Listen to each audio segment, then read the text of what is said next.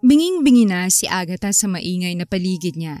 Wala naman siyang magawa dahil dito siya nagtatrabaho sa isang bar na sikat sa lugar nila. Maliban kasi sa malaki rin ng sahod ay malapit lang sa kanila. Girl, available ka ba after work? Tanong sa kanya ni Mono, ang kasamahan niya sa bar.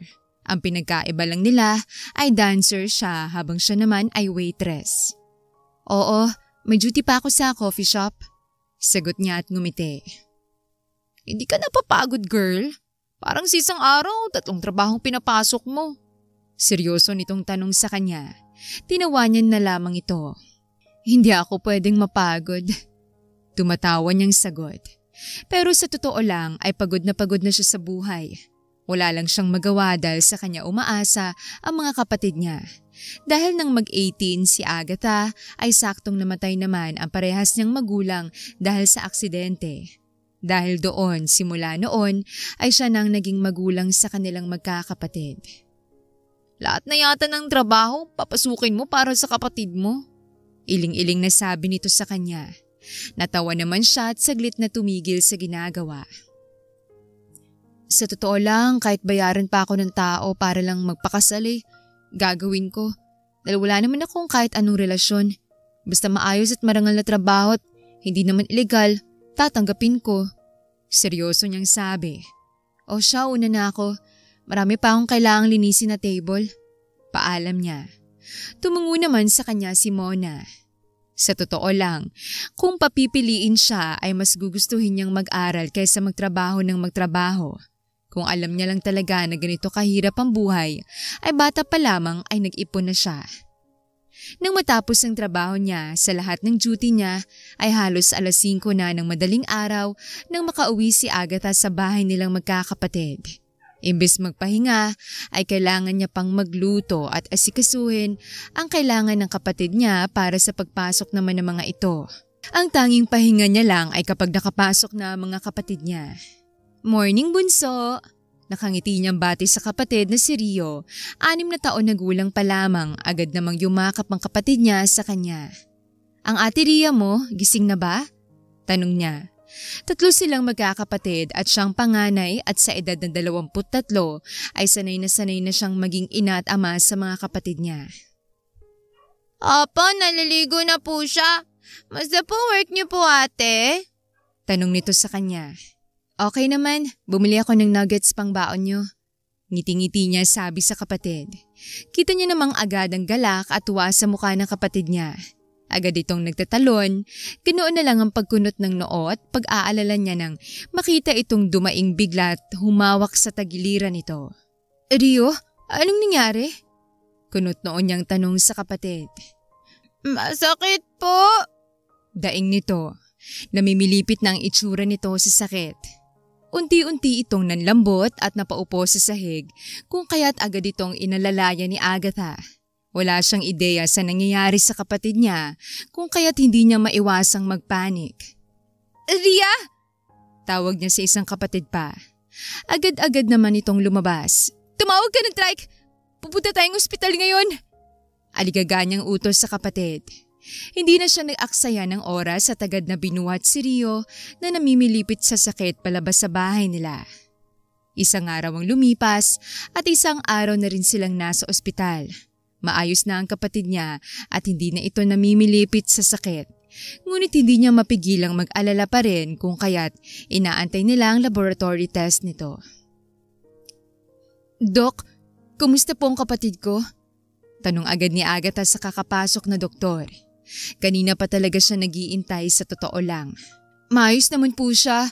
Masigla, masayahing bata kaya hindi ko maintindihan bakit bigla siyang namilipit sa sakit.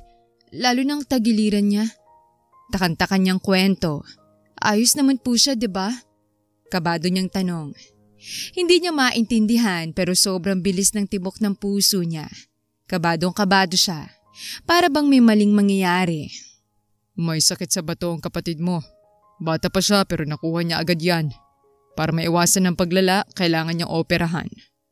Dire-diretsyong sabi ng doktor sa kanya. Nanlalambot niya namang nilingon ng kapatid na natutulog ngayon. Mas maganda maaga pa lang maoperahan na. May gamot pero maaaring mas lumala kung hindi ooperahan agad. Dagdag nitong sabi. Sunod-sunod na paglunok ang ginawa ni Agatha. Magkano po ang kailangan namin? Malaki iha. Bumuntong hiningang doktor. Halos 300,000. Hindi siya nakasagot dahil doon. Sa narinig pa lamang niya ay sumakit ng ulo niya. Paano pa kaya sa paghahanap niya ng ganong kalaking pera? May kamag-anak siya pero wala siyang ganong kalaking pera. Alam ko malaking pera yun pero kailangan ng kapatid mo. Kaya pag-isipan mo iha. Seryoso na sabi ng doktor. Na-check ko naman halos lahat sa kanya. Babalik na lang ulit ako bukas para i-check siya. Paalam nito. Tumungo naman si Agatha. Nang makaalis ang doktor ay nanlalambot siyang naupo sa tabi ng kapatid niya. Hirap na siya. Mas nahirapan pa siya. Kinabukasan pa nakauwi si Agatha. Laking pasalamat niya na nakaluwas ang pinsan niyang si Diana na sa ganoon ay may kapalitan siya at makapagtrabaho siya. Maliban sa babayaran para sa operasyon, ay malaki din ang bill nila sa ospital. Girl, buti naman nakauwi ka na. Ang kaibigan niyang si Lirang sumalubong sa kanya. Ito munang nagbantay kay Ria habang wala siya. Kamusta raw si Rio? Makakauwi na ba? Agad nitong tanong. Tiningnan niya sa mata ang kaibigan at dismayado na umiling. Kailangan siyang operahan. Anunsyo niya. Kita niyang gulat sa mukha ng kaibigan at pag-aalala. Wala naman akong pakialam kung anong kailangan gawin. Maging maayos lang kapatid. Kaso saan ako kukuha ng malaking pera? Naiiyak niyang sabi. Naglakad siya papunta sa upuan at tuluyang nanlambot doon. Napaupo na lamang siya bigla. Naupo rin si Lira sa tabi niya. Magkano raw ang kailangan? 300,000. Wala pang ibang gastusin dun. Ang laki! Hindi sapat ang trabaho mo para sa mga gastusin na yan. Alam ko, sagot ni Agatha. Kaya nga nag-iisip ako saan pwedeng mangutang ng ganong kalaki o saan may trabaho na malaking sahod. Nababaliw na ako. Lambot na lambot niyang sabi. Hindi na siya nakakatulog sa totoo lang sa kakaisip.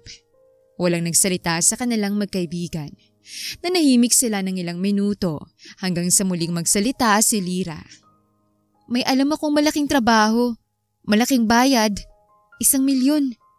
Halos bulong nitong sabi. Gulat na gulat naman na nilingon ni Agatha ang kaibigan. Illegal? Tanong niya agad. Umiling naman si Lira bilang sagot. Ano yan? Kahit ano pa yan tatanggapin ko basta huwag lang illegal. Sigurado ka? Medyo complicated to. Halata sa tono ng boses ni Lira ang kaba't pag-aalala. Oo, ano ba yan? Tanong niya. Basta hindi masama at illegal. Pwede na yan basta para sa kapatid ko. Dagdag niyang sabi. Okay. May inoffer kasi sa akin na racket ang pinsan ko. Magpapanggap ka lang bride nung groom. Hindi naman real ang marriage nyo. Fake lang kaya hindi mo need mag-alala. Need niya lang ng bride sa araw na yun dahil napangakuan na niyang parents niya na ikakasal siya. Kaso wala naman talaga siyang girlfriend. As in magiging bride lang ako? Bayad 1,000,000? Hindi rin naman legal yung kasal so basically hindi ko magiging asawa yung groom? Paninigurado niya. Tumungo-tungo naman si Lira sa kanya bilang pagsang-ayon. Ganun na nga, sagot nito. Kung papayag ka, next week agad yung wedding. Don't worry, provided naman lahat ng gagastusin mo at makukuha rin agad yung pera. Kahit ako na muna bahala sa mga kapatid mo habang ginagawa mo trabaho mo. Sige, tatanggapin ko. Malaking pera rin. Salamat ng marami. Hindi mapigilan ni Agatha ang maging masaya, lalo na alam niyang mapapagamot niya ang kapatid niya. Wala na siyang pakialam kahit parang kalokohan ang gagawin niya. Basta para sa kapatid niya ay gagawin niya. Dumaan ang ilang araw at dumating ang araw ng kasal. Hindi alam ni Agatha, hindi naman niya ito totoong kasal pero kabadong-kabado na talaga siya. Animoy ikakasal siya ng totoo. Sis, yung mga tinuro ko sa'yo, after this wedding pwede ka na magtago or bahala kayo sa usapan niyo ng groom. Basta alam mo peke lang ang kasal na to at hindi totoo. Paalala sa kanya ng kaibigan. Tumungo-tungo naman siya. Salamat talaga. Dahil sa'yo, naoperahan si Rio. Emosyonal niyang sabi. Isang araw na rin ang lumipas simula nang maoperahan ng kapatid niya. Wala yun. Nakangiti niyang sabi. Siya, mag-ingat ka. Mag-message ka agad sa akin kapag may nangyari. Bili nito. Tumungo naman siya at sinara ang pintuan ng bridal car. Suot ang malaki at magandang wedding gown. Habang hawak ang bulaklak ay malalim na buntong hininga pinakawalan ni Agatha. Bahala na. Sabi na lamang niya sa sarili. Halos 2 oras ang lumipas at natapos na ang kasal. Ngunit hindi mapigilan ni Agatha ang magtaka dahil imbes na makauwi na siya ay sa isang magarbo at mamahaling reception pa sila nagpunta. Ngayon ay nasa isang kwarto sila ng groom niya. Seryoso ka ba na ikaw ang binayaran ni Marga para pakasalan ako? Seryoso na tanong sa kanya ni Jarem, ang lalaking pinakasalan niya. Mas kumunot ang noo ni Agatha dahil sa narinig. Marga? Sino yun? Kanyang tanong. Kanina pa kasi sila tahimik dalawa. Ngayon lang nagsalita si Jarem. Hindi ba ikaw si Mr. Tolentino? Tanong niya. No. Hindi mo ba narinig kanina? I'm Mr. Villanueva. Sagot naman ni Jarem sa kanya. Tila nag-loading naman ang utak ni Agatha sa narinig. Ha? Anong ibig mong sabihin? Hindi ba pekeng kasal na naganap kanina? Tanong niya. Kinakabahan na siya. Kita niya naman kung paano kumunot ang noo ni Jarem dahil sa narinig. No, of course not. Totoong kasal kanina. Dahil totoong bride ang hinahanap ko. Galit nitong sagot. Don't tell me, hindi ka ang dapat babaeng papakasalan ko? Sunod nitong tanong. Nanlaki naman ang mata ni Agatha at agad na kinuhang cellphone niya. Doon niya nakita ang sunod-sunod na tawag ng kaibigan niyang si Lyra. Puhisit! Inis niyang sabi at tumayo sa pagkakaupo. May iba na siyang nararamdaman ngunit ayaw niyang paniwalaan. Sis, bakit ngayon ka lang sumagot? Galit na bungad agad sa kanya ni Lyra. Nirereklamo tayo ni Mr. Tolentino. Hindi ka raw sumipot. Sinabi pinirahan mo lang daw siya. Gigil nitong sabi. Puisit! Inis na sigaw ni Agatha. Mababaliw yata siya. Lyra, maling kasal ang napuntahan ko. Ibang lalaking napakasalan ko. Iritang-irita niyang sabi. Paano nangyari yun? Hindi ba kilala niyang groom na yan ng bride niya? Hindi makapaniwalang tanong ni Lyra. Girl, paano yan? Ang pera na gamit na natin. Baka ipakulong ka niya. Takot nitong sabi. Sunod-sunod na paglunok ang ginawa ni Agatha at nilingon ng groom niyang nakahiga na ngayon sa kama. Hindi ko pa alam. Pero kakausapin ko muna tong groom ko, sis. Babalitaan kita mamaya agad. Sabi niya at pinatay ang tawag. Kahit kabado at takot ay naglakas loob siyang lumapit kay Jarem. Pwede ba tayong mag-usap? Tanong niya. Agad namang umahon sa pagkakahiga si Jarem at tinitigan siya. Mag-uusap talaga tayo. Mariin itong sabi. Sinenyas nito ang tabi at pinauupo siya. Agad din naman siyang naupo. Hindi ikaw ang bride ko dapat. Simula ni Jarem. Hindi ko alam bakit sa simbahan mo ako nadala. Binayaran ako para maging fake bride kaya hindi ko alam na totoong kasal na palang pinuntahan ko. Pagpapaliwanag niya. Nagbayad ako para humanap ng babaeng willing maging asawa ko. Asawa lamang sa papel. Totoo at legal kaya nagulat ako nung dumating ka sa simbahan. Hindi ka familiar sa picture na pinakita sa akin. Ayoko lang mapahiya kaya pumayag na ako. Pagpapaliwanag ni Jarem sa kanya. Malalim itong bumuntong hininga. Anong gagawin natin ngayon? Nag-aalalang tanong niya. Kasal na. Kasal na ako sa'yo. As in, asawa mo na ako. Hindi ko rin alam kung anong dapat gawin kaya ikaw ang tinatanong ko. Hindi ka ba galit dahil totoong kinasal ka? Taka na tanong ni Jarem. Agad na umiling naman si Agatha bilang sagot. Bakit? Taka nitong tanong. Wala naman akong asawa o pamilya. May kapatid lang akong inaalagaan. Sagot niya at tumingin ng diretso kay Jarem. Kaso may kasalanan ako. Doon dapat sa papakasalan ko bilang pekeng bride niya. What? Bumuntong hininga ng malalim si Agatha at napahilamos sa sariling muka. Wala na siyang pakialam kung kumalat ang makeup niya. Yung binayad niyang 1 million sa akin, nagastos ko na para sa operasyon ng kapatid ko. Kailangan ko kasi talaga ng pera kaya ako tinanggap ang trabaho na to. Hindi ko naman alam na maling kasal palang binagsakan ko. Maling lalaking napakasalan ko. Nangihina niyang paliwanag. Ilang araw siyang pagod at walang tulog ng maayos. Akala niya tapos na ang problema niya. Yun pala, hindi pala. Okay, since you're my wife already, obligasyon na kita. Hingin mo ang account number niya. Isisend ko agad ang pera. Utos nito sa kanya. Nanlaki naman ang mata niya dahil sa narinig. I'm not joking. Dagdag pa nito. Thank you! Ano pala need ko gawin? Wala akong alam sa totoo lang. Akala ko kasi magiging peking bride ako. Hindi ko naman alam na magiging totoo pala akong bride. Kamot ang ulo niyang tanong. Mabait at magalang siya dahil tinulungan pa rin siya nitong lalaki. Dahil sa totoo lang ay naiinis siya. Kahit sino namang maiinis kapag kinasal ng totoo nang hindi alam. Basically, asawa na kita. Kailangan mong gawin ng gampanin ng asawa. You need to meet my parents and business partner. Tuturuan kita sa lahat so you don't have to worry. Seryosong seryoso nitong sabi. Halata niyang masungit ito, hindi niya maiwasang mapanguso. Ayaw pa naman ni Agatha sa lahat, masungit na tao. Sana lang ay matagalan niya kasama si Jarem dahil kahit papano may utang na loob pa rin siya sa asawa niya ngayon. Single ka naman, diba? Tanong ni Jarem sa kanya. Sunod-sunod siyang tumungo. Never ako nagkaroon ng love life dahil wala na akong oras sa ganun. Pag-amin ni Agatha. Kaya ngayong kasal na ako, hindi na ako talaga single. You don't have a choice. Kung di ka sana, mali na kasal na pinuntahan. Baka single ka pa. Pagsusungit ni Jaren, kita niyang masungit na tingin nito na tumingin sa kung saan. Hindi tuloy mapigilan ni Agatha ang magtaray. Sorry mataray niyang sabi.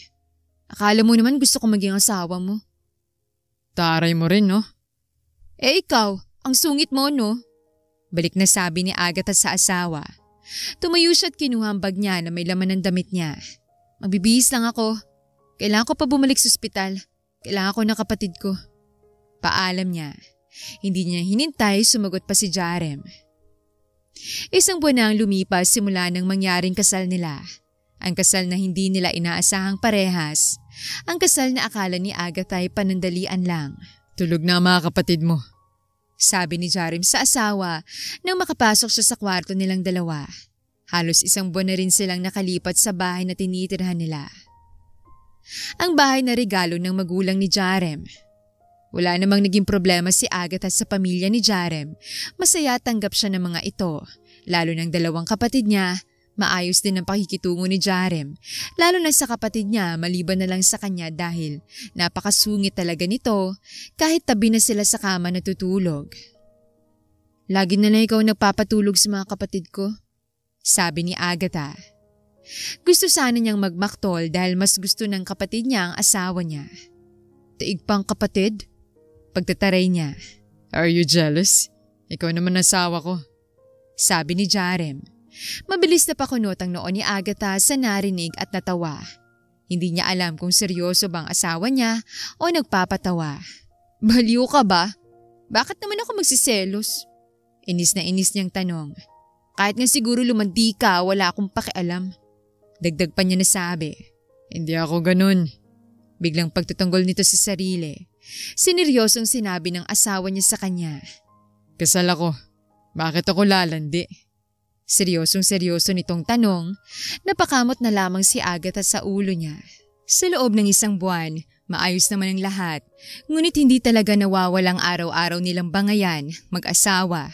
Minsan na lang napapaisip si Agatha kung mag-asawa ba talaga sila o hindi. Dahil kung madali lang ang divorce sa Pinas ay ginawa niya na, tsaka may utang na loob kasi talaga siya sa asawa kaya hindi niya magawang awayan nito ng sagad. Ewan ko sa'yo, inis na sabi niya. Tumayo sa pagkakaupo sa kama at kinuwang damit niya panligo. Maliligo na muna ako. Kung matutulog ka na, go lang. Paalam niya, pero bago siya tuluyang makapaglakad patungo sa bathroom ng kwarto nila ay pinigilan siya ng asawa niya. Bakit? Bukas si Ria Trio kina Ate Felicia muna matutulog. Sabi nito sa kanya. Mabilis namang napakunot ang noo ni Agatha sa narinig. Ha? Bakit naman? May attendan tayong party at baka madaling araw na tayo makauwi. Party yun ng business partner ng company and need kita ron as my wife. Para hindi maboard ang mga bata kaya ate muna sila. Paliwanag ni Jarem. Tumungo na lamang siya bilang pagsang-ayon. Kilala at mabait naman si Felicia. Para sa kanya, dahil isa ito sa nakaklose niya agad sa kapatid ni Jarem. Kaya walang masama kung doon muna ang mga kapatid niya. Ang kinakabahala niya ngayon ay paano siya aakto ng maayos at karespe-respeto bilang asawa ni Jarem bukas. First time niya maisasama sa ganito at hindi niya alam paano siya magiging maayos na asawa kay Jarem bukas. Alam niyang tinitingala ng mga taong asawa niya at sikat ito dahil maliban sa gwapo, matipuno at mayaman ay kilala itong pinakabatang businessman sa business industry at ayaw niyang mapahiya si Jarem dahil sa kanya. Sigurado ka ba na isasama mo ko? Paninigurado niya. Kita niya naman ang pagkunot ng noo ni Jarem kung kaya't agad siyang nagsalita muli. Hindi ba parang nakakahiya? Wala akong magandang background sa buhay. Pag-amin niya, kahit naman lagi silang babagdalawa gusto pa ring magpakatotoo. Of course, sigurado ko isasama kita dahil asawa kita. Ikaw ang dapat kasama ko sa mga ganong gathering at gusto nilang makilalang asawa ko. Sagot nito. Kung kinakabahan ka o natatakot, don't worry dahil hindi naman ako papayag na mahiya ka. Wala silang pakialam kung sino o ano ka man. Ang mahalaga ron ay asawa kita at wala silang magagawa sa bagay na yun. Mahinahon at seryoso na pagpapaliwanag ni Jarem sa kanya. Nehiyang tumungo-tungo si Agatha. Hindi niya maitatanggi na namamangha siya sa mga salitang binibitawan ni Jarem simula pa lamang nung una. Kahit may palpak na kasal na naganap at hindi nasunod ang una nitong plano, ay malaki pa rin ang respeto nito sa kanya bilang babae at asawa na rin. Kinabukasan ay maaga pa lamang ay kinuha ni Felicia ang mga bata habang si Agatha naman ay inaasikaso ng mga tauhan na pinapunta ni Jarem. Grabe, hindi mo naman sinabing kailangan ko mag-makeover. Pangit na pangit ba ako? Inis na pagrereklamo ni Agatha sa asawa na nakaupo ngayon sa sofa. Tinaasan naman siya ng isang kilay ni Jarem kaya pikon niya itong inirapan. First of all, hindi ka pangit. Sagot nito sa kanya. Second, pinapunta ko sila para ayusan ka. Hindi dahil pangit ka o anumang iniisip mo.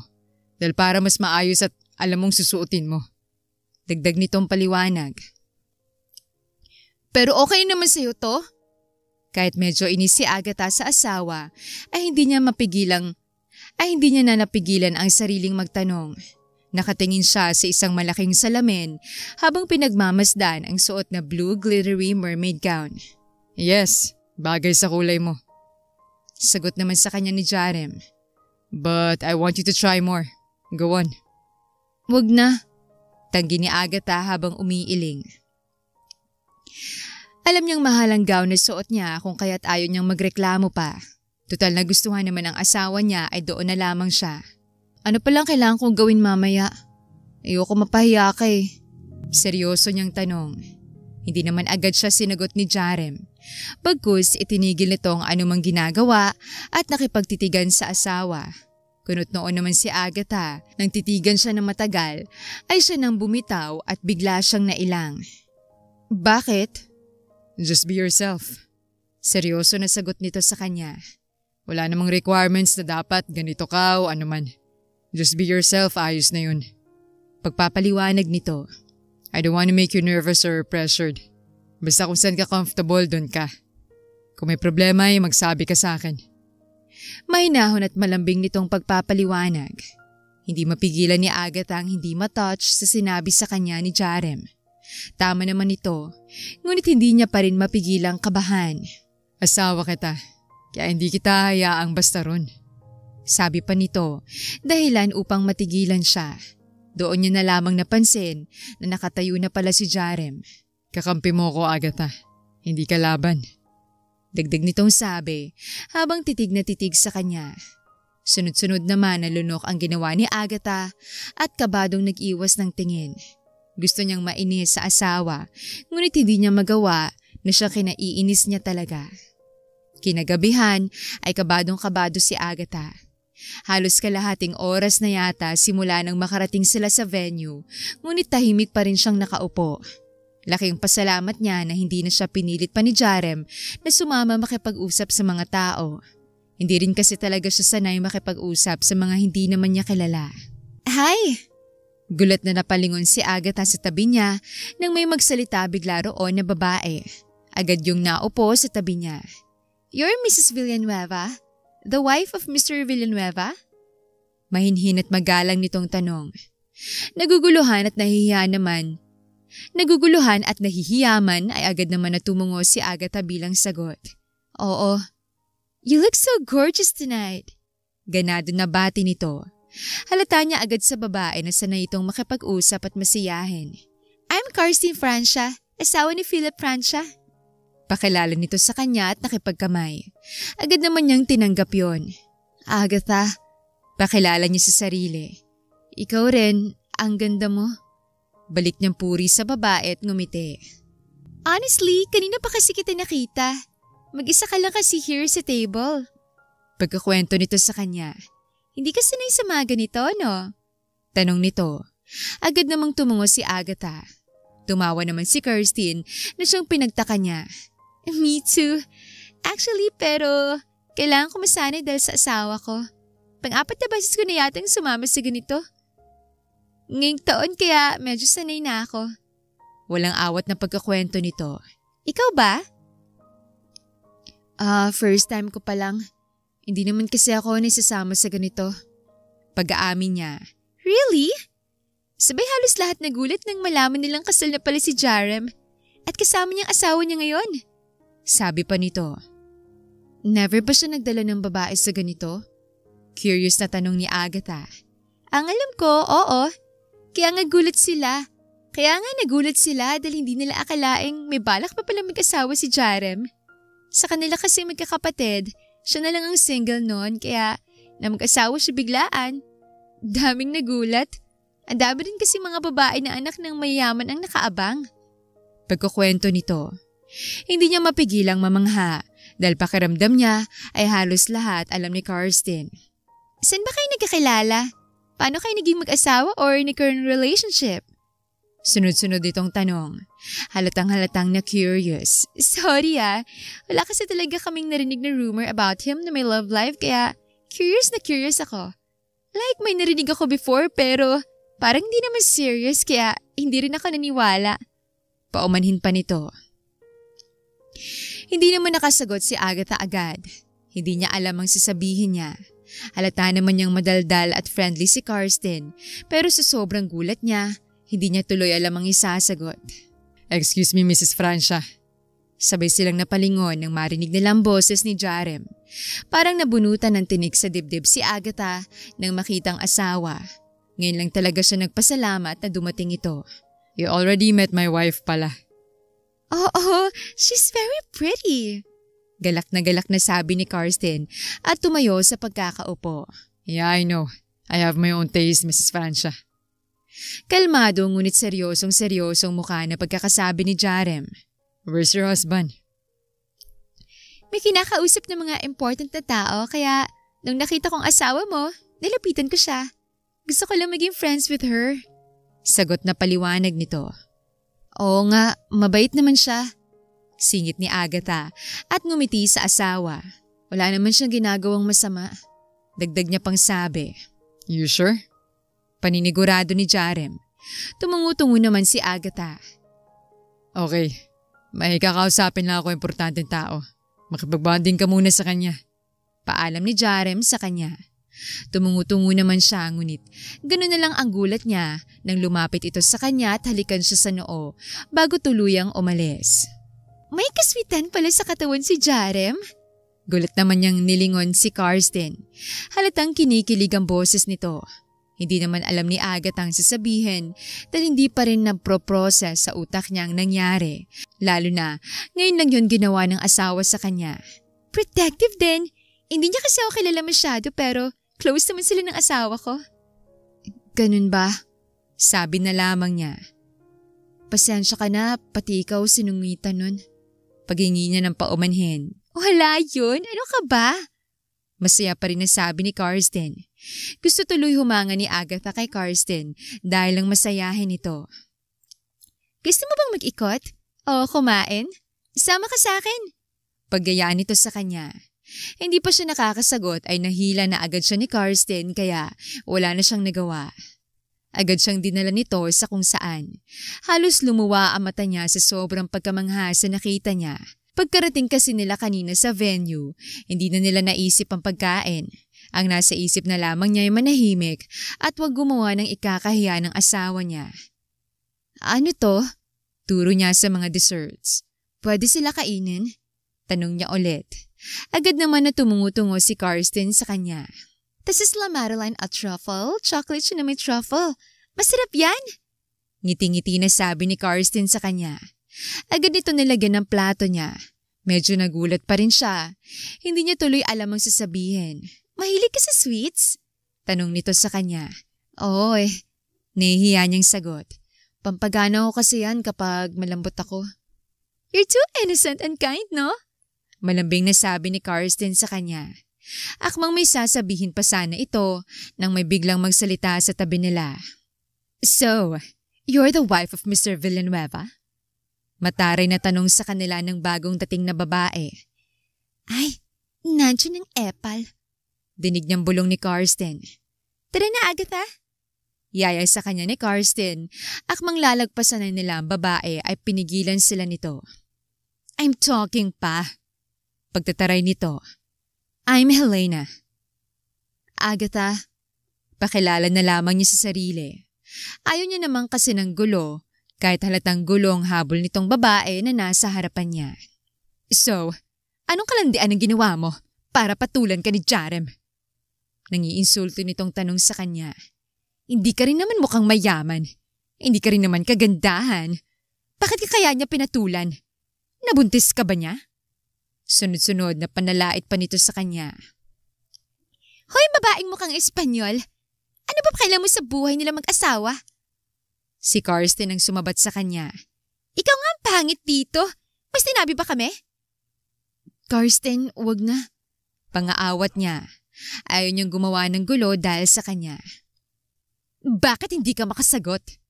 Sa pagkakaalam ko, may rumor before na may fiancé siya pero hindi ko akalaing kasing cheap mo palang asawa niya.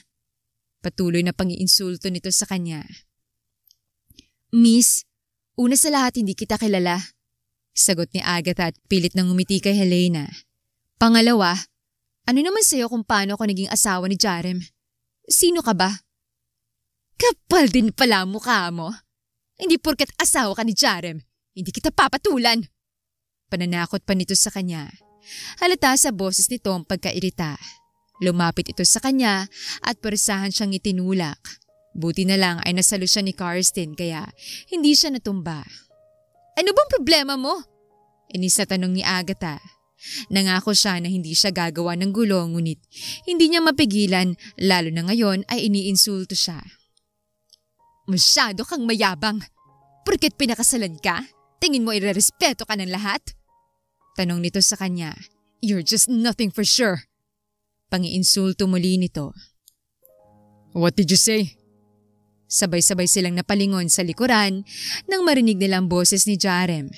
Agad kinabahan si Agatha nang makita niya ang masamang aura ng asawa. Ulitin mo nga sinabi mo sa asawa ko. Utos nito. Mr. Villanueva, it's nice to see you here. Galak na bati ni Helena. Wala naman akong sinabi. We're just talking here. Mukha ba akong bingi para sa'yo, Miss Valdez? Seryosong-seryoso na tanong ni Jarem. Agad naramdaman ni Agatha ang braso ng asawa na pumulupot sa bewang niya. Ewan niya pero bigla siyang kinabahan. Bumilis din ang tibok ng puso niya. Wala akong pakialam sa pagkatao mo. Pero wag mo mahusgahan o mapagsalitaan na kung anong asawa ko. Nagbabanta nitong sabi. Wala akong pakialam kung babae ka pa at anak ka ni Mr. Valdez. You're so disrespectful, Mr. Villanueva. Hindi makapaniwala na sabi ni Helena. Ngumisi lamang ng masama si Jarem. Kitang-kita naman ni Agatha mga mata ng tao sa paligid nila. Nakukuha na nila ang atensyon ng iba ron. Jarem, wag na. Nakatingin ng mga tao. Awat niya. Ayaw niya pa na lumaki ang gulo. Hayaan na lang natin. No. Tutol ng asawa niya. Wala siyang karapatang bastusin at insultuhin ka. Mariin itong sabi, tsaka binalik ang atensyon kay Helena. Pakisabi na lang sa ama mo. Ayoko na ituloy ang upcoming collaboration ko with him. Tell him na I reject his proposal because of you. Seryosong-seryoso nitong sabi at hinawakan ng kamay ng asawa. Nilipot muna nito ang paningin sa paligid. Mrs. Francia, una na kami. Paalam nito kay Karsten.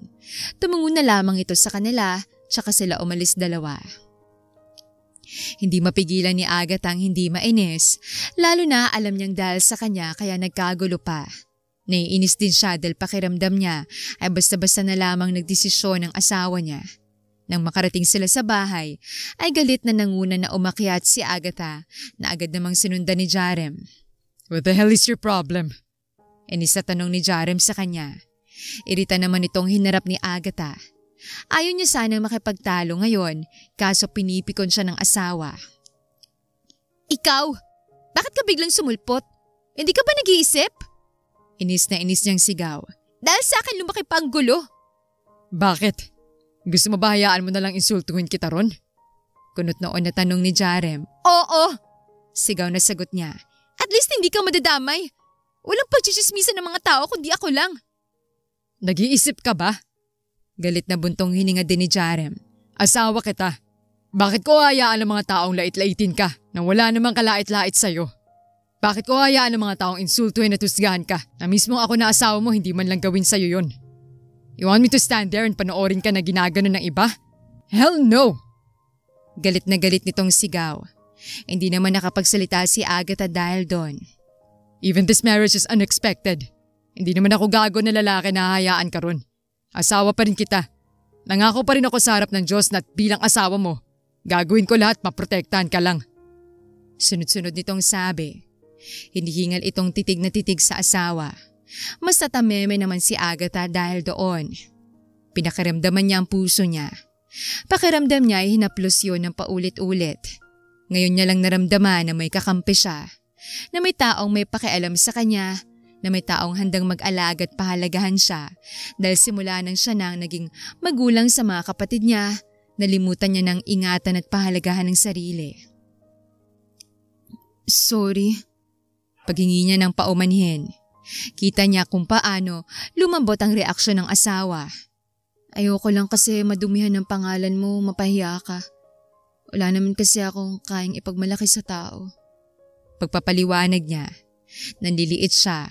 Titig na titig si Jarem sa kanya kung kaya't nahihiya siyang nag-iwas ng tingin.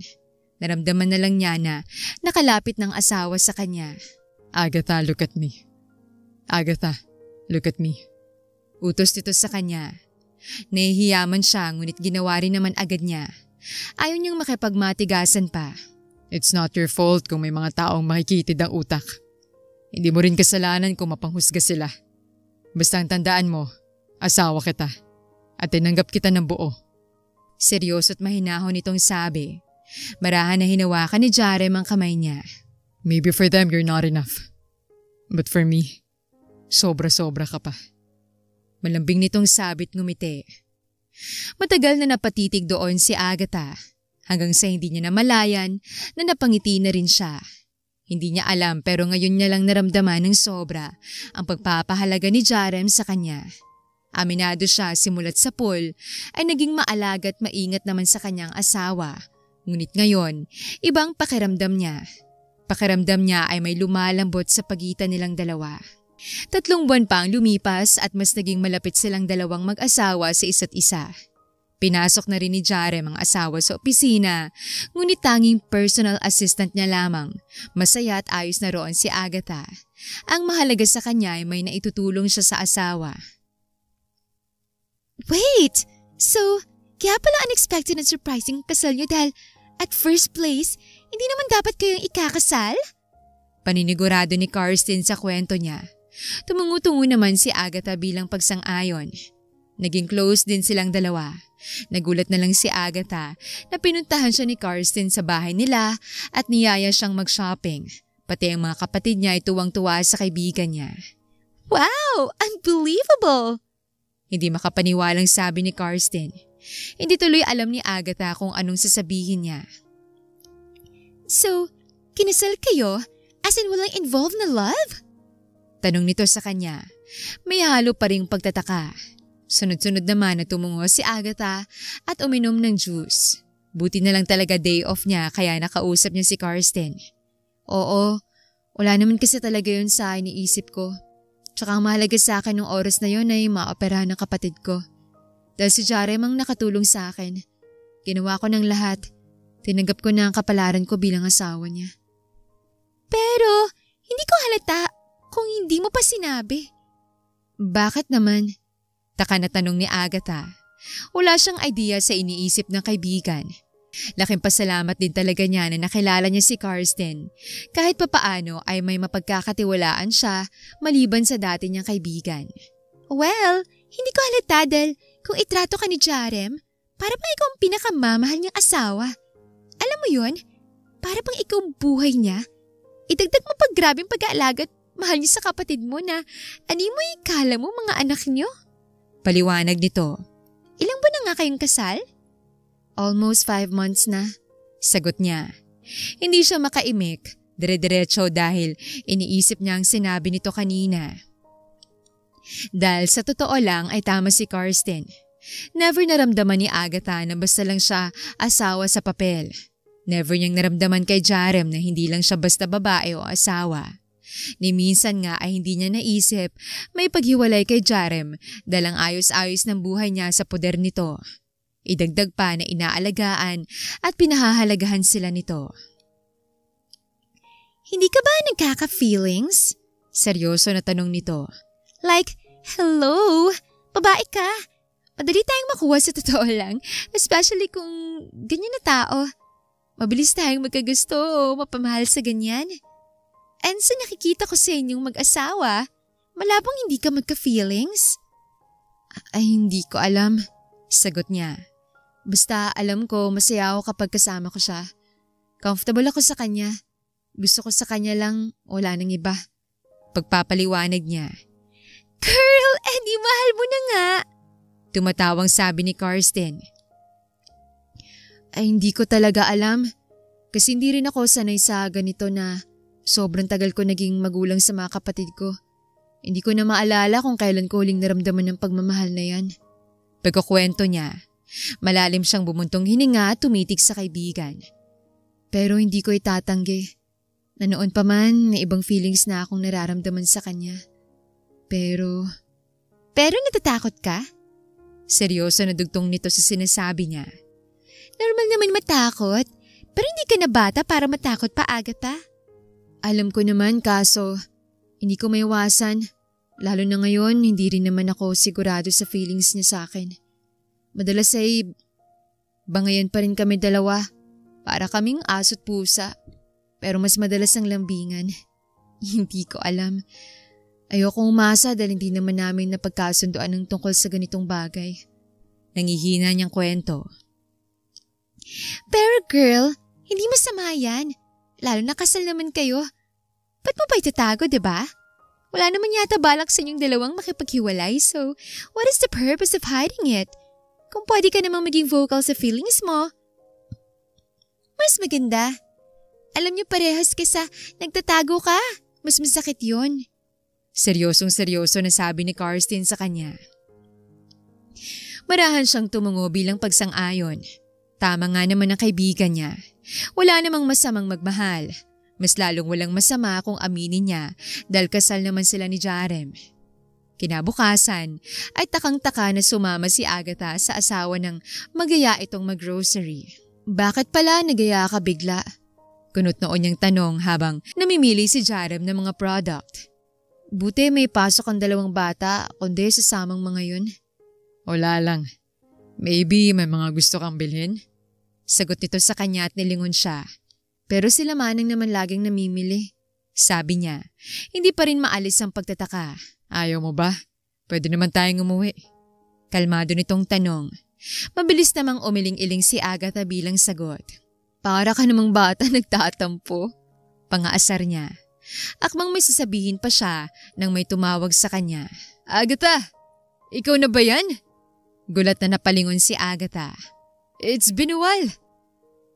Raymond? Hindi makapaniwalang sabi ni Agatha. Uy, kamusta ka na? Galak na galak niyang tanong. Hindi niya mapigilang matuwa dahil halos 3 taon niya na hindi nakitang kaibigan. Kakauwi ko lang galing ibang bansa. Ikaw ba? Kamusta ka na? Matagal ko nang hindi ikaw nakita. Nabalitaan ko na lang lumipat na lang daw kayo ng bahay magkakapatid. Mahaba nitong sabi. Halata sa mukha ang tuwa.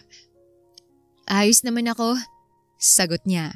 Doon niya lang naalalang asawa. Asawa ko pala si Jarem. Pakilala niya at ngumiti. Nang lunginin niya ang asawa ay masungit ang aura nito. Oh, kasal ka na pala. Dismayado na sabi nito. Congrats. Anyway, una na ako Hinihintay na kasi ako ni Mama sa kaha. Paalam nito sa kanya bigla. Ngumiti na lamang siya at kumaway hanggang sa makaalis ito. Napalingon muli siya sa asawa nang marinig niya ang ngisi nito. Bakit? Sino yun? Tanong nito sa kanya. Masungit pa rin ang aura. Happy na happy ka Si Raymond. Boss ko dati sa trabaho. Naging manliligaw ko pero hindi ko sinagot. Pagkukwento niya. Naging kaibigan ko rin kasi siya for years at malaki rin ang naitulong niya sa akin kaya natuwa ako nang makita ko ulit siya. Pagpapaliwanag pa niya. Hindi niya alam pero kinakabahan siya lalo na pakiramdam niya nag-ibang aura ng asawa niya. Manliligaw. Tinig niyang bulong nito. May kailangan ka pa bang bilhin? Tanong nito sa kanya. Sobrang seryoso na mukha nito. Hindi tuloy mapigilan ni Agatha ang hindi ngumuso. Wala na. Sagot na lamang niya. Pakiramdam niya kasi ay may mali. Okay, uwi na tayo. Yaya nito at nanguna na maglakad tulak-tulak ang cart. Napakamot na lamang si Agatha sa ulo at walang nagawa kundi sumunod sa asawa. Nang makauwi sila ay nagpaalam sa kanyang asawa. Pakiramdam niya ay may mali kung kaya't hindi niya magawang matahimik. Gabi na at halos magmamadaling araw na hindi pa rin nauwi si Jarem kung kaya't hindi niya mapigilan ang sariling hindi mag-alala, lalo na hindi naman ugali ng asawa niya ang umuwi ng hating gabi. Ate, sleep na po kami ni Rio Paalam sa kanya ni Ria.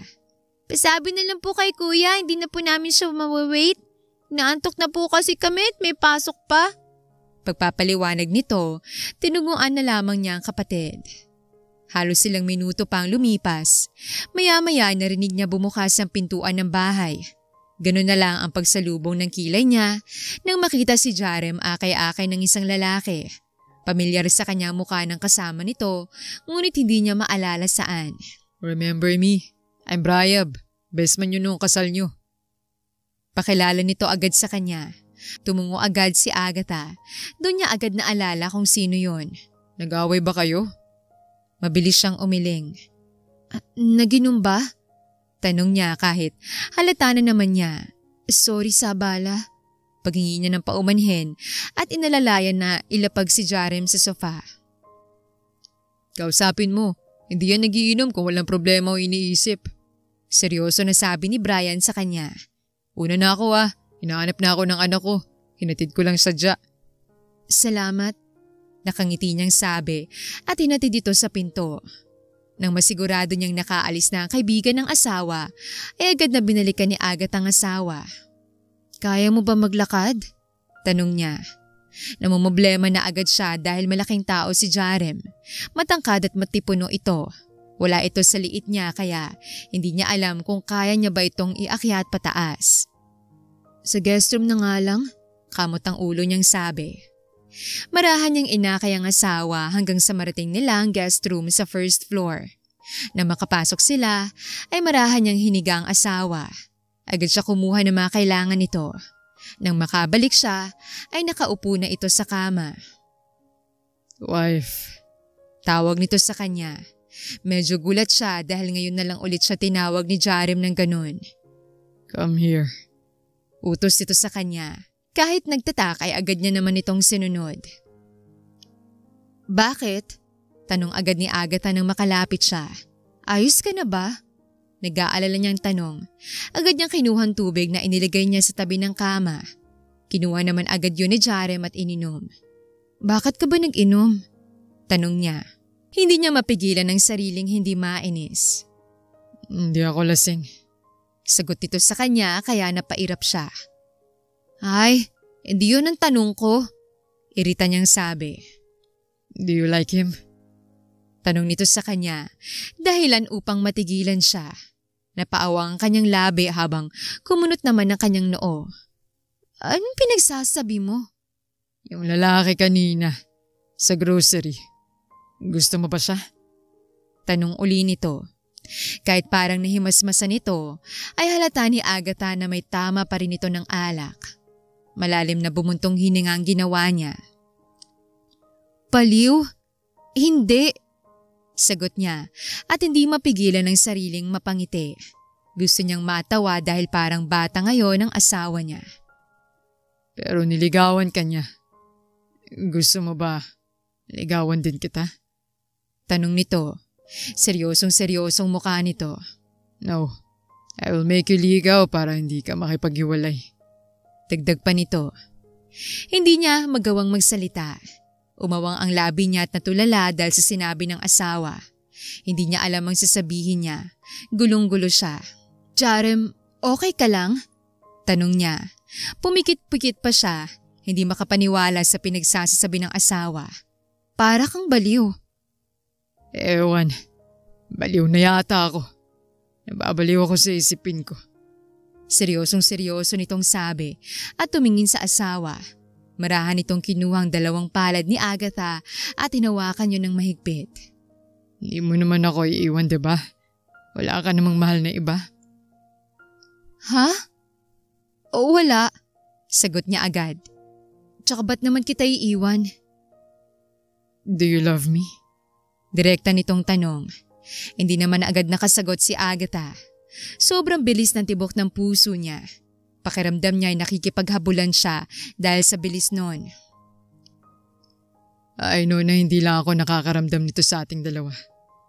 May ibi nakakaselos yung kanina pero ako pa rin ang asawa mo. And I'm very sure na mahal mo rin ako. Sunod-sunod nitong sabi. Hindi inaalis ang tingin sa asawa. Malalim na buntong hininga ang pinakawalan ni Agatha. Sunod-sunod na paglunok ang ginawa niya. Kabadong-kabado siya. Push me if you don't love me. Mariin itong sabi ngunit bago pa siya makapag-react ay agad na naramdaman ni Agatha ang malambot na labi ng asawa sa labi niya. Marahan na humawak ito sa magkabilang bahagi ng leeg niya at mas kinabig siya upang mas mahalikan ng maayos. Hindi naman agad siya nakagalaw sa gulat. Mulat na mulat ang mata at gulat na gulat sa nangyari. Ngayon na lang muli naramdaman ang halik ng asawa niya at hindi siya makapaniwala na maaari pa palang maulit yon. Dahan-dahan siyang nagpikit ng mata at humawak sa laylayan ng damit ni Jarem. Ramdam naman niyang marahan na pagngisi ni Jarem. Hudyat na nagustuhan ito ang pagsuko niya. Hindi niya alam ang gagawin niya. Basta sigurado siyang hindi siya tutuloy sa gustong mangyari ng asawa niya. Basta sigurado siyang hindi siya tutol sa gustong mangyari ng asawa niya. Dahil una pa lang noon ay pumayag na siya sa lahat. Ang bawat halik nito sa kanya ay mas dumidiin. Buong puso naman na tinatanggap yun ni Agatha. Walang panghihinayang, punong-puno lamang ng pagmamahal. Nang magtagal ay marahan na gumanti rin ng halik si Agatha sa asawa.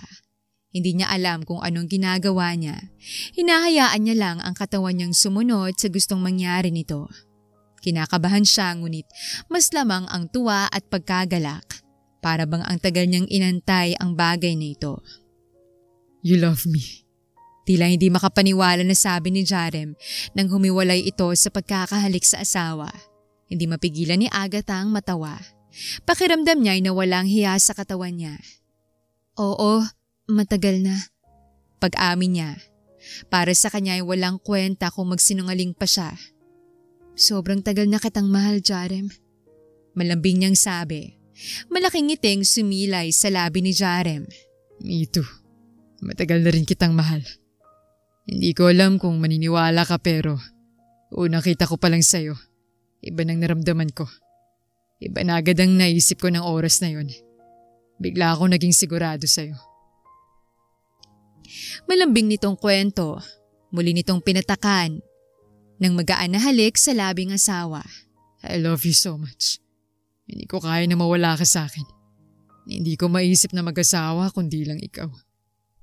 Malaking napangiti si Agatha dahil doon. Hindi niya alam ang sasabihin. Hindi niya maipaliwanag ang nararamdaman niya. Basta alam niya sa sarili niya, masaya siya. Sobrang saya ng puso niya. Sobrang ramdam na ramdam niya ang pagiging matapat ni Jarem na totoo ito sa lahat ng sinasabi niya.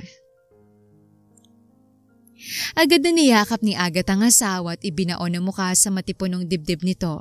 Naramdaman din niya ang pagyapos ni Jarem sa bewang niya. Ngayon niya lang naramdaman ulit na may kakampi siya sa mundo, na may nagmamahal at nag-aalaga pa rin sa kanya. At walang ibang nagparamdam noon sa kanya kundi ang asawa niya. Ang asawa niyang hindi niya akalain na siyang magpapasaya at magbibigay liwanag muli sa buhay niya. Mahal na mahal kita, Jarem. Laking pasalamat ko na ikaw ang naging asawa ko. Pakiramdam ko kamahal-mahal ako. Pakiramdam ko may kakampi ako. Niiyak niyang sabi sa asawa habang nakayapos. I love you too, wife. Sobrang thankful din ako dahil ikaw ang naging asawa ko. Dahil alam ko ikaw ang babaeng nararapat sa akin. At ang babaeng mamahalin at aalagaan ko habang buhay. Malambing na sabi ni Jarem sa asawa. Huwag kang mag-alala. Nandito na ako. Hindi ka na mag-iisa. Nandito na ako. Kasama mo na ako. Huwag ka na mag-alala sa bagay-bagay dahil hindi ako magsasawang intindihin at mahalin ka. Sobrang laki ng ngiti sa labi ni Agatha. Kung makikita lang siya ngayon ng mga tao ay mahihiya siya sa sobrang ngiti niya. Damang-dama niya ang bawat salita na binitawan ng asawa niya, kaya't hindi niya mapigilang maging masaya. At sa oras na ito, hindi na niya kailangang itagot, mabahala sa nararamdaman niya dahil pareho sa silang nagmamahal sa isa't isa. Pareho silang sigurado sa isa't isa. 2 buwan ang lumipas at mas naging masaya, ganado at kamahal-mahal ang relasyon nilang dalawa. Hindi pa rin nawawalang bardagulan nilang dalawa, lalo na kapag nagbibiroan, ngunit ramdam na ramdam lalo ni Agatha ang pagmamahal ng asawa sa kanya. Lola, hindi po kayo rito matutulog? Tanong ni Rio sa ina ni Jarem. Dumalaw kasi ngayon ang mga magulang ni Jarem kasamang kapatid nito. Hindi apo sagot ng matanda. May work sila, Lola. Paliwanag nito. Ma, pasensya na po kayo. Wala akong handa na pagkain. Kakagising lang po kasi naming magkakapatid. Paghingi ni Agatha ng paumanhin. Napagod kasi siya sa ginawa nilang mag-asawa kagabi, kung kaya't halos lahat sila ay tinanghali ng gising. Okay lang, anak. Nakangiti nitong sabi. Busy ba kayong mag-asawa? Gusto nyo sa akin muna mga bata? Ngiti-ngiti nito na tanong. Umiling-iling naman si Agatha. Ngunit bago pa siya makapagsalita, ay naunahan na siya ng asawa. Yes, ma'am. Gusto ko mag-honeymoon kami ng asawa ko. Sabi ni Jarem. Nanlaki naman ang mga tani Agatha at inis na hinampas ang asawa. Huwag kang ngang magbiro. Inis niyang sabi. Hiyang-hiya, ngumisi naman ang asawa niya. Sino ba nagsabi sa'yong nagbibiro ako? Seryoso na tanong nito sa kanya. Rion, Ria, pwede ba masolo kong ate nyo? Malambing na tanong ni Jarem sa mga kapatid ni Agatha. Kung pwede lang magpalamon sa lupa ay kanina pa niya ginawa dahil sa kahihiyan na nararamdaman niya ngayon. Hindi niya akalain na ganito katapang ang asawa niya sa magulang nito. Pwede naman po. Tapos kalololo po kami magstay. Makikita po namin sila Hiraya. Inosente na sagot at tanong ni Rio. Tumungo-tungo naman si Jarem bilang sagot. Ay, naku kayong dalawa. Ay, naku kayong dalawa. Natatawang sabi ng ina ni Jarem. Kung gusto nyo na mag-anak, magsabi kayo. Walang problema sa akin. Kahit ilang buwan pa magstay ang magkapatid sa akin. Ma, hindi po. Nagbibiro lang si Jarem. Pagtanggi niya, hiyang-hiya na talaga siya. Ma'am, hindi ako nagjo-joke. Kilala mo ako. Sabat naman ni Jarem. Inis na umirap si Agatha at palihim na kinurot ang asawa sa tagiliran na kinadaing nito. Humalakak naman ang biyanan niya nang narinig niya. Napailing na lang si Agatha dahil sa pinagsasasabi ng asawa. Kinabukasan ay akala ni Agatha nagbibiro lang ang asawa niya sa pinagsasabi nito kaya ganoon na lang ang gulat at pagtataka niya nang malaman niyang sinundunan ng biyanan niya ang kapatid niya at papunta sila sa France. Baliw ka ba? Hindi makapaniwala na tanong ni Agatha sa asawa, ngunit tinawanan lang siya nito. Sakay na sila ng eroplano, hindi pa rin makapaniwala sa desisyon ng asawa. Mahal, gusto ko maranasan naman natin ng honeymoon. I know late na but at least na-experience natin bilang mag-asawa. Pagpapaliwanag dito sa kanya.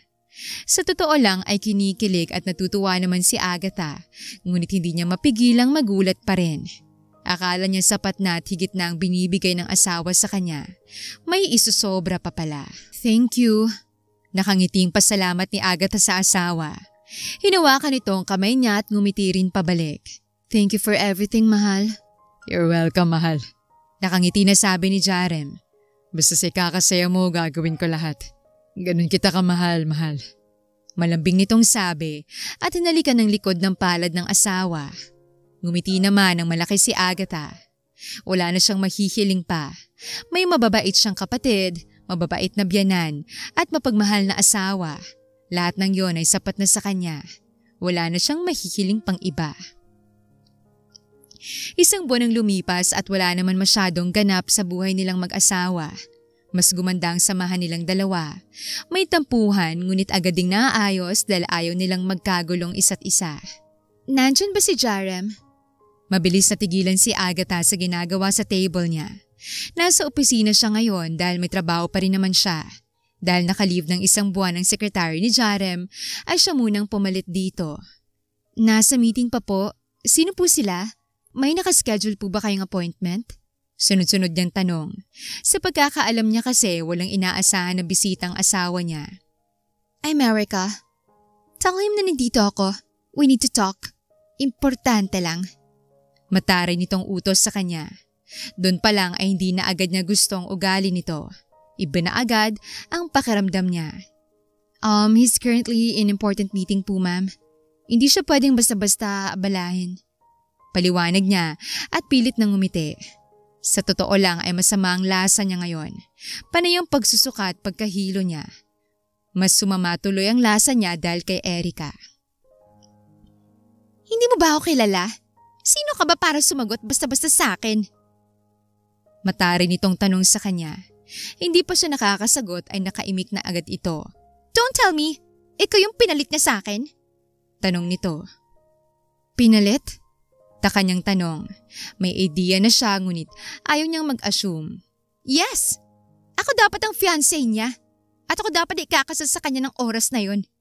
I don't know his reason ba't siya umayaw bigla. So ikaw palang dahilan. Gigil nitong sabi. Sino ka ba? Hindi ka naman mukhang mayaman. Ano namang pakailan mo kung sino ko? Irita na tanong ni Agatha. Wala siya sa mood para makipagbangayan. Busy si Jarem, kaya makakaalis ka na.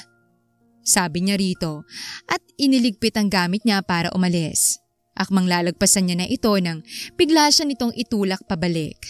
Mabilis siyang napadaing ng tumamang likuran niya sa kantuhan ng mesa. Hindi porket pinakasalan ka na, aartihan mo ako. Sabi ko tawagin mo si Jarem at mag-uusap kami. Galit na galit nitong sigaw. Hindi naman nakaimik si Agatha dahil iniinda pa niyang sakit ng likod niya. Nahihilo na naman siya. Kaysa naman sa'yo, pinagpalit! Gigil na ganti ni Agatha. Hindi pinahahalata ang iniinda niyang sakit. Kita niya naman kung paano gumapang ang galit at pikon sa mukha ni Erica. Akmang sasampanin siya nito nang pareha silang matigilan nang marinig nila ang boses ni Jarem. Anong ginagawa mong baliw ka rito? Galit agad itong tanong kay Erica at nag-aalalang nilapitan ng asawa. Anong nangyari, mahal? Tanong nito. Wala, napatama lang, tinulak ako. Casual niyang sabit na pairap. Kundi lang masama ang lasa ko. Kanina ko pa yan binira. Seryoso niyang sabi. Talaga bang ipagpapalit mo na lang ako? Sa cheap pa! Pangiinsulto ni Erica kay Agatha. Napairap na lamang si Agatha. Sanay na siya sa ganon. Cheap? What the hell are you? Nireto ka lang ng friend ko. Tapos hindi pa tayo. Nagloko ka na. Hindi ba ikaw ang cheap sa inyo dalawa? Galit na sabi ni Jarem. At anong karapatan mong saktan ng asawa ko? Gusto mo ba talaga makulong? After mo itakbo ang pera, babalik ka rito? Gigil na sigaw nito. Mahal. Nanghina na tawag ni Agatha. Ayaw niya sana makisali pa, ngunit nang lingunin niyang ibaba niya, ay agad siyang nanlamig sa kinatatayuan. Mahal, may dugo. Halos bulong niya nasabi. Mahigpit siyang humawak sa braso ng asawa, hinang-hina ang katawan niya. Kitang-kita niya kung paano nanlaki ang mata ng asawa at nilingon ang binti niya. Oh God! Halata sa boses nitong taranta. Mabilis siya nitong hinawakan ng maayos sa magkabilang balikat. Mahal, huwag kang maglala, okay? Dadalhin kita sa ospital. Seryosong-seryoso nitong sabi, ngunit halata ang pagkagaral-gal at pag-aalala. Agad siya nitong binuhat.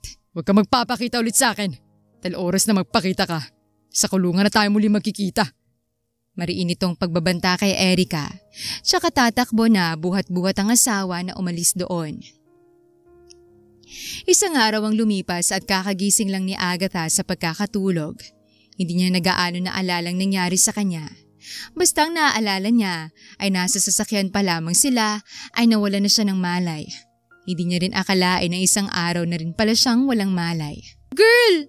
Halos isang taon tayo hindi nagkita tapos makikita na lang tayo na ospital ka na? Paninero mo sa kanya ni Lyra. Napangiti naman siya. Aminado siyang na-miss niya rin ang kaibigan. Kung hinahanap mong asawa mo, bumibili lang ng pagkain. Kakarating ko lang. Paliwanag nito. Ano ba raw nangyari sa'yo? Tanong ni Lyra sa kanya. Ewan ko rin. Sinugod ako nung ex-fiancé ni Jarem tapos masama kasing lasa ko nun. Nastres yata ako sobra. Paliwanag niya. Wala naman siyang alam ngayon dahil kakagising niya lang. Girl, jackpot ka pala talaga sa asawa mo. Natawa nitong sabi. Mas jackpot kaysa dun sa dapat papakasalan mo. Sobra. Mahal na mahal ako eh. Mayabang niyang sabi. Inirapan naman siya ng kaibigan. Yabang? Sabi nito. Sabay silang natigilan nang bumukas ang pintuan ng ospital at iluwa noon ang asawa niya. Agad nang ngumiti si Agatha sa asawa nang makita niya ito. Buti naman gising ka na, mahal. Bati nito agad sa kanya. Agad itong lumapit at niyakap siya tsaka hinalikan sa noo. Kinabahan ako sa'yo. Sorry, pinag-alala pa kita. Paghingi niya ng paumanhin at yumakap din sa asawa. Gutom ka na ba? Uhaw? Tanong agad ni Jarem sa kanya. Buti safe kayo dalawa. Kinabahan talaga ako. Akala ko ano nang nangyari. Nag-aalala nitong sabi. Napakunot naman ang noo ni Agatha sa narinig. Pakiramdam niya tuloy ay nabingi siya. Ha? Bingi na ba ako, mahal? Takanta niyang tanong. Anong dalawa? Kailan pa ako naging dalawa? Seryosong-seryoso niya na tanong. Natawa naman si Jarem sa asawa kaya hindi niya na napigilang humalakak. Inis naman na kinurot ni Agatha ang asawa. Seryoso yung tao, tatawanan mo. Pagtataray niya, inis niya itong inirapan. Mahal, dalawa kasi maibibi ka na sa tiyan mo. You're 3 weeks pregnant na raw, mahal. Ngiti-ngiti nitong paliwanag sa kanya. Napaawang naman ang labi niya. Hindi niya agad nagawang makapagsalita o react man lang. Ha? Hindi pa rin niya makapaniwalang sabi. Ako? Buntis? Tanong niya. Oo, mahal. Buntis ka na sa anak natin.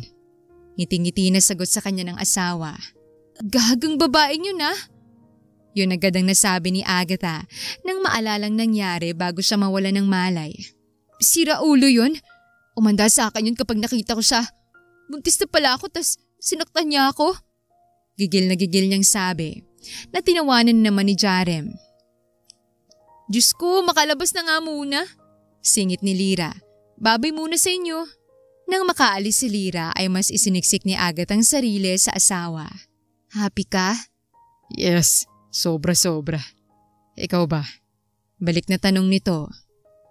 Masaya rin pero napapaisip ako kung magiging mabait ba akong ina. Pag-amin niya.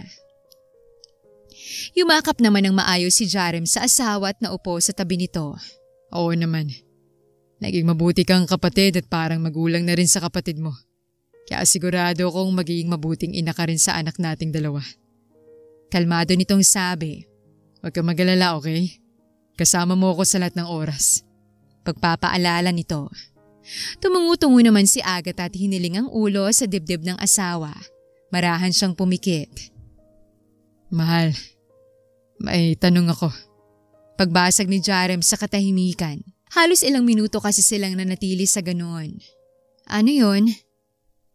Will you marry me again? Tanong nito dahilan upang mamulat si Agatha at mapahiwalay ito sa pagkakayakap sa asawa. Ganun na lang ang panalaki ng mata niya nang makitang may hawak na singsing ang asawa niya. I know, parang biglaan. Naisip ko kasi na, oo, kasal na tayo pero gusto kitang pakasalan ulit. Gusto ko ikasal ulit tayo na yung tipong gusto na natin parehas. Tipong magagawa natin ng wedding na gusto natin. Tipong ikaw at ako magpaplano ng kasal. Emosyonal nitong sabit, malaking ngumiti sa asawa. Jarem, seryoso ka ba? Niiyak na tanong ni Agatha sa asawa. Sunod-sunod na tumungo naman ang asawa niya. Lagi naman akong sigurado sa'yo, mahal. Ngiti-ngiti nitong sabi. So, will you marry me? Tanong muli nito sa kanya.